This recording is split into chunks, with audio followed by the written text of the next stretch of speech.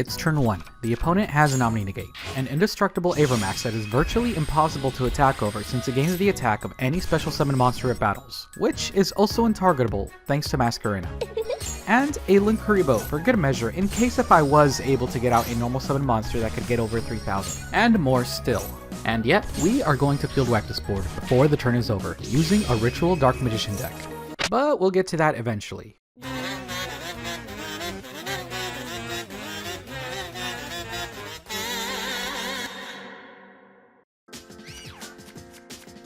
First, we're up against Branded. We start things off by activating Chaos Space to search for our missing combo piece.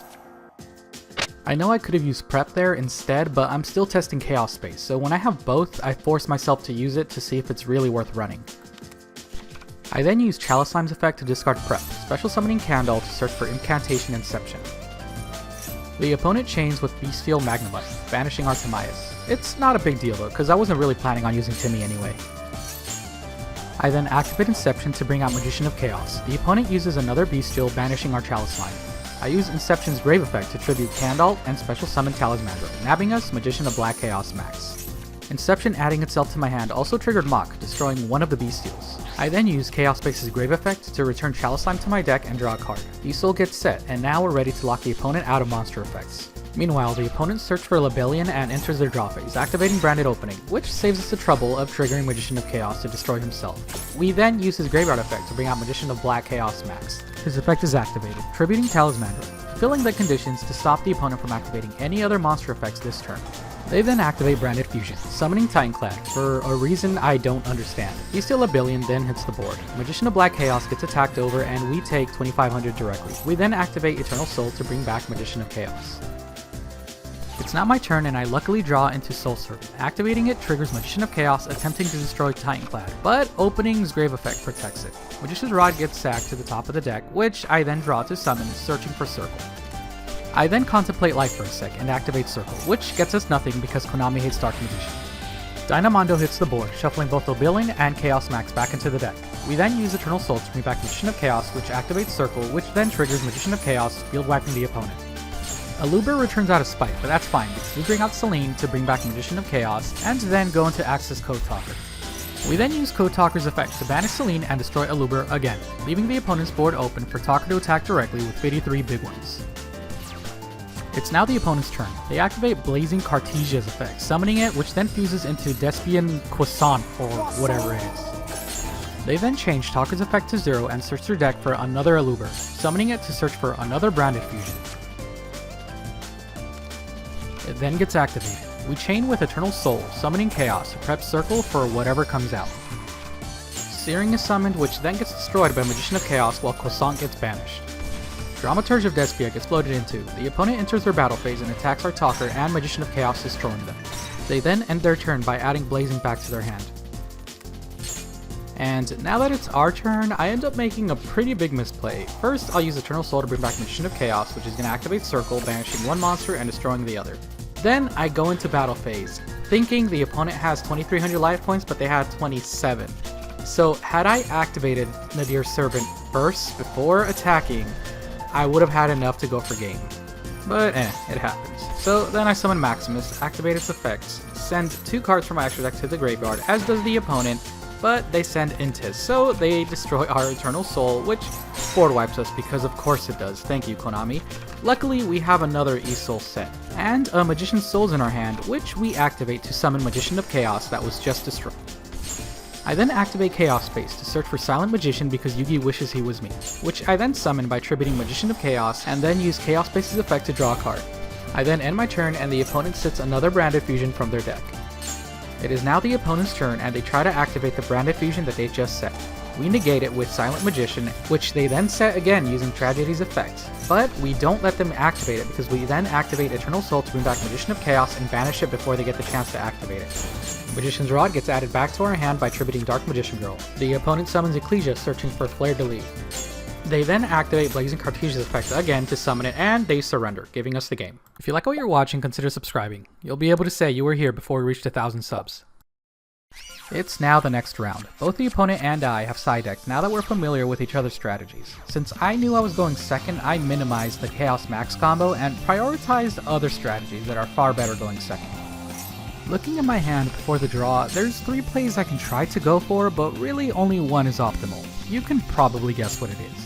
But playing against Branded, I'm expecting Mirjade to come out at some point, so I'm hoping to draw into something that can open up my ritual plays for a secondary boss monster that can help me deal with their inevitable big board of boss monsters.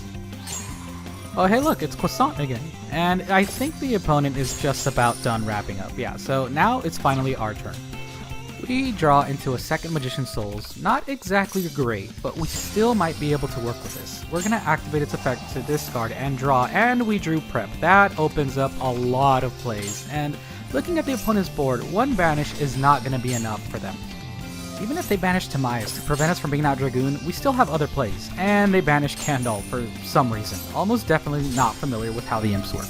So now we get to bring out Dragoon, and we're still not done yet. Dragoon negates one of the monster's effect, but they prevent it from being destroyed. Dragoon then burns the opponent by destroying Mirjade. We use Inception's Grave effect to special summon Talismandra for the deck to search for a Magician of Black Chaos. But we're not going to summon him, we're actually going to use him as tribute to bring out Blue Chaos Max. We then go into battle phase and attack into their 400 defender, and that gets us the game.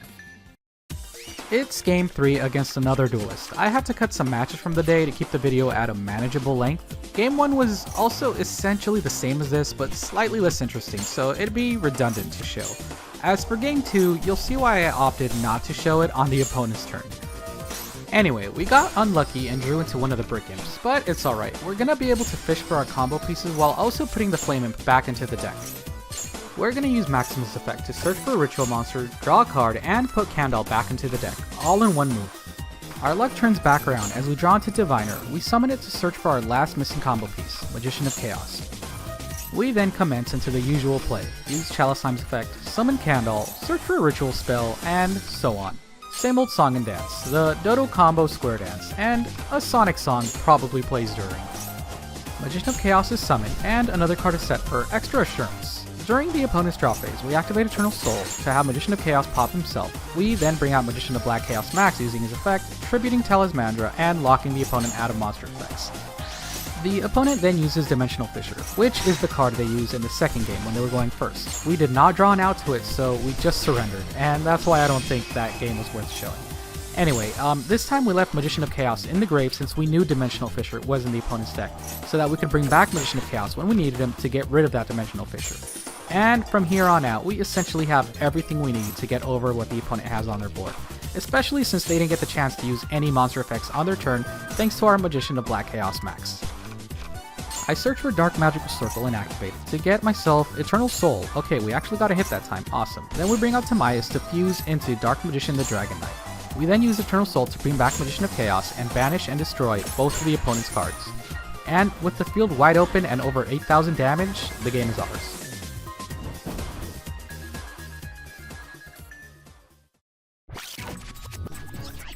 This is game 3 with yet another duelist, so we're both familiar with each other's strategies, we both side decked, and we know this is the final match, so we're gonna give it our all.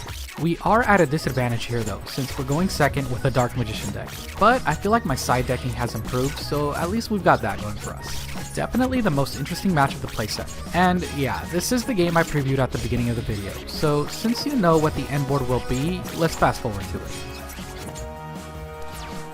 So now it's our turn. The first thing we're going to do is use Swords of Concealing Light to get over that Omni negate. Whether they negate it or not, it's a win-win. I summon Rod to search for Dark Magical Circle. I then activate it and grab Secrets of Dark Magic. And here, the gears in my dumb dodo brain start to turn. The inner machinations of my mind are an enigma.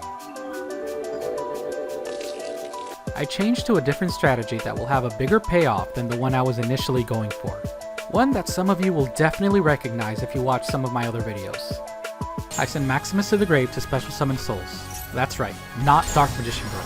I then use Servant to stack Illusion of Chaos to the top of the deck. Then I use Soul's Effect to draw. Then I use Secrets of Dark Magic to fusion summon Master of Chaos. We then bring back the Maximus we sent to the graveyard. And then...